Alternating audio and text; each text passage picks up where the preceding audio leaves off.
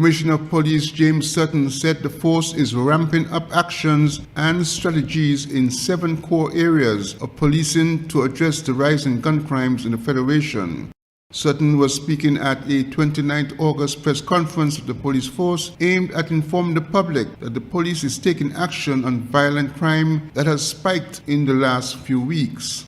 He said enhanced crime prevention initiatives, the increased use of technology, better collaboration with other agencies, and evidence-based policing are among the actions being pursued by the police force in addressing the escalated increase in gun violence.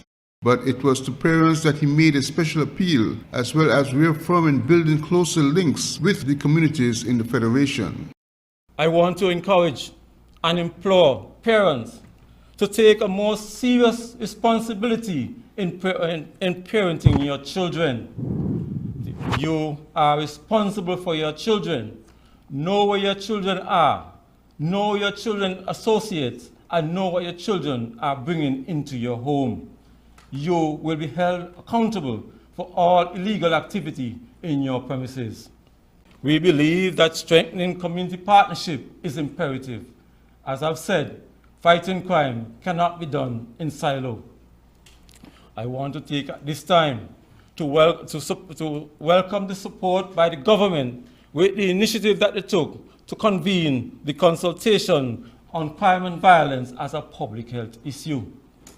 If we are to address crime, we must be able to identify the core causes of crimes. So I'm looking forward to have further consultation on this topic. We will continue to support the mechanism to inform families who have made reports to the police to keep them updated. It is important for the communication lines to be continued to relay information. We also continue to apprise the public with the dissemination of information on things that the police are doing on the various platforms. Commissioner of Police Sutton indicated he had already reached out to Customs in an effort to enhance surveillance at the borders. Glenn Bart reporting for SK Newsline. Premier Mark Brantley disclosed that plans for development of land in the Indian Castle area are still on the books, but with another developer. The Premier was asked to provide an update on foreign investments on the island at his most recent monthly press conference.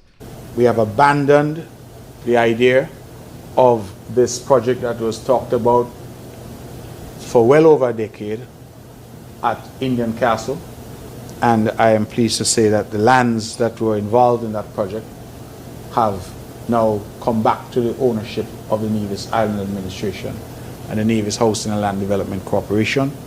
I want to perhaps clarify what I mean when I say we've abandoned. We've abandoned pursuing a project there with those developers.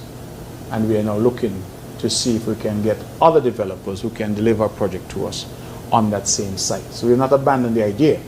We just abandoned and disentangled ourselves from the legal entanglements that we had in relation to those lands. You recall that we had talked about an Amman resort, and then we had talked about a one and only resort. Neither materialized, and we realized that the years were passing by.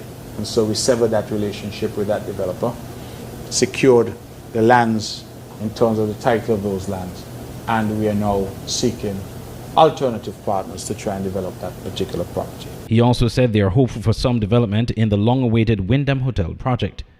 We are hopeful that we will see some movement on this long-promised and long-awaited Wyndham project. They have identified a new parcel of land in the Paradise area, and they're now going through all the planning and related stages of that. In 2017, plans were announced for a $160 million Wyndham Hotel project to be built in St. James, Nevis, with Phase 1 of the project expected to begin in mid-2017. The resort was to have 170 suites, condominium and villas with other amenities. But to date, some 7 years later, nothing has happened on the project. Andre Huey, SKN Newsline.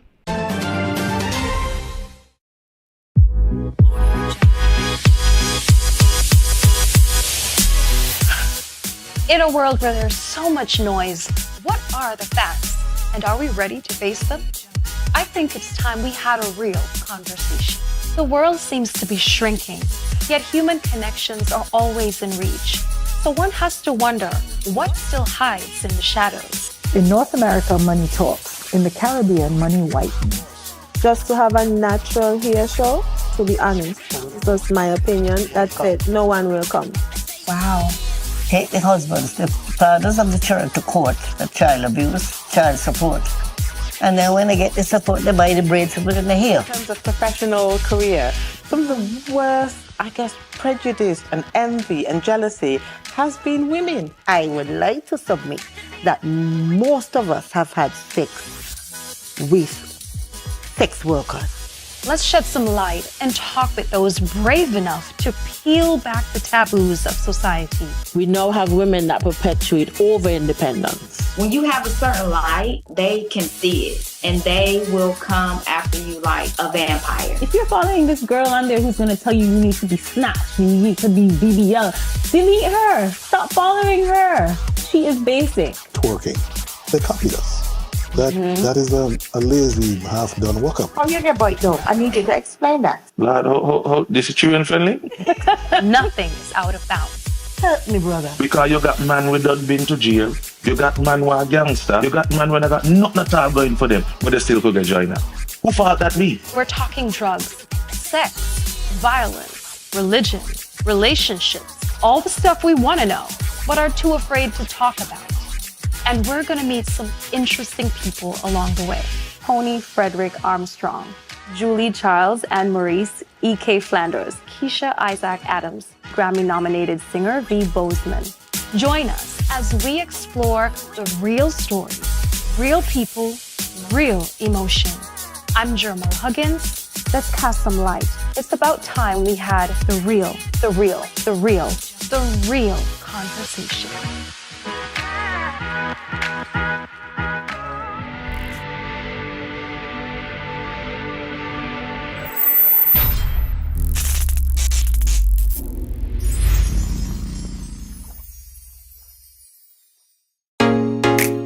Introducing St. Kitts and Nevis's newest TV channel, Television Caribbean, TVC Channel 40 on the cable's Ultra TV. TVC promises to deliver the finest in television broadcasting in St. Kitts and Nevis and the Caribbean, with some of the best local programs in news, sports, and entertainment. Join us for Insights, where we delve into the lives of our guests. Let me see what happens if I put this to it. Big explosion, like, okay, note to self, don't do that again. Or get in-depth analysis on Newsline 360. We have sports, entertainment, and inspiration. It's all here on TVC Channel 40 on the cable's Ultra TV, on TelTV Cable Network in St. Martin, and on our website www.tvcplus.live. TVC Channel 40. See the difference.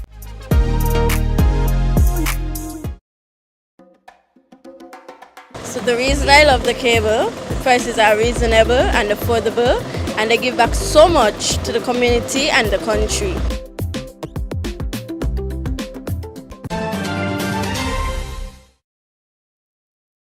The saga of the mysterious invitation continues following Prime Minister Dr. Terence Drew's comments at his August roundtable that an invitation to the People's Labour Party was in fact issued for the meeting on crime and violence, but PLP posted a new statement dated 27 August that it stands by its originally issued statement. Posted on the party's Facebook page was the statement that begins as follows. Quote, the People's Labour Party, PLP, wishes to notify all concerned that it stands unequivocally behind the statement it issued on August 25, 2024, that the party did not receive an invitation to the crime symposium that was convened last Friday by the Drew-led administration.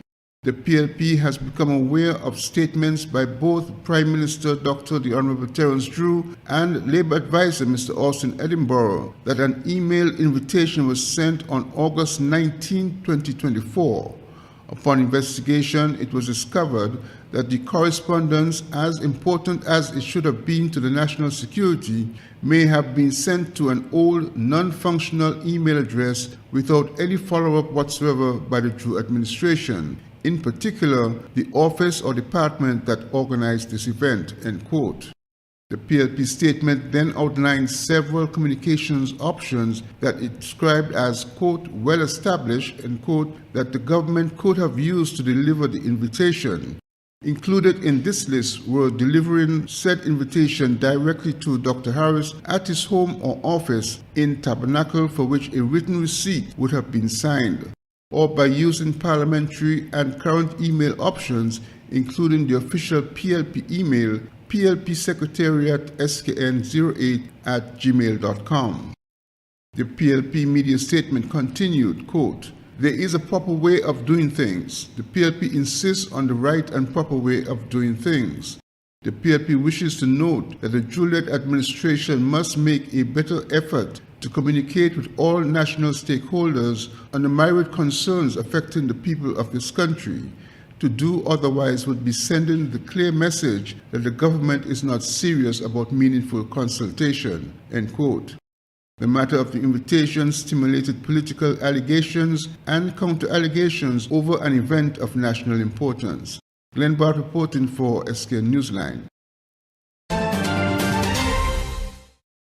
The government of St. Kitts and Nevis said in a press release that it has made significant investment of more than $1 million towards the renovation of the Kon High School, ensuring that when the new academic year starts on Monday, September 2, students and teachers can return to a safe and welcoming environment that is conducive to the teaching and learning process. Deputy Prime Minister and Minister of Education, Dr. Jeffrey Hanley, and the Prime Minister, Dr. Terence Drew, did a follow-up walkthrough of the school facility on Wednesday, where final preparatory works are taking place. These include the installation of several doors and windows and painting along certain blocks. Given an overview of the scope of work, Deputy Prime Minister Dr. Hanley said, we would have had quite a lot of construction taking place here. In fact, we would have invested over $1 million in this school thus far, and this is just the beginning of the work that we intend to do at the Kon High School and other schools, as renovation has been part of our priority. The Education Minister noted that despite a minor setback a few weeks ago due to Tropical Storm Ernesto, they remain on target to complete the necessary work to facilitate the reopening of school on September 2. The school was closed earlier in the year to address a number of health and infrastructural concerns that arose after years of neglect. Prime Minister Dr. Terence Drew commended the Education Minister and his team at the Ministry of Education for the diligent work in restoring the Kon High School to a safe and comfortable setting for both students and teachers. In addition to the final phase of infrastructural work being carried out, the Deputy Prime Minister, Dr. Hanley, revealed that the school's environment was recently retested and those tests came back negative, indicating that the school is safe to welcome back students and teachers alike. The school was in urgent need of renovations, forcing school authorities and the ministry to resort to remote learning for some of the students. The Teachers' Union had raised concerns about the slow progress in the renovation plans prior to the end of the school year. Andre Huey, SKN Newsline.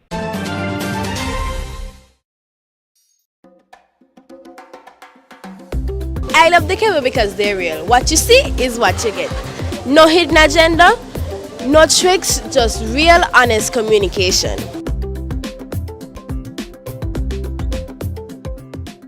At Digital Print Plus and Crafted by Design, we're thrilled to be your go-to print shop located in the heart of Bastille. From essential services like printing, copying, and laminating, to a diverse array of school supplies, arts and craft materials, and office essentials, we've got you covered. Don't fret, Digital Print Plus and Crafted by Design are here to stay and ready to be your trusted partners for all your printing and craft supply needs. Ready for a visit? Find us at the corner between Dillio and Princess Street. Just look for the vibrant pink and yellow building with white doors. We can't wait to welcome you to our creative haven.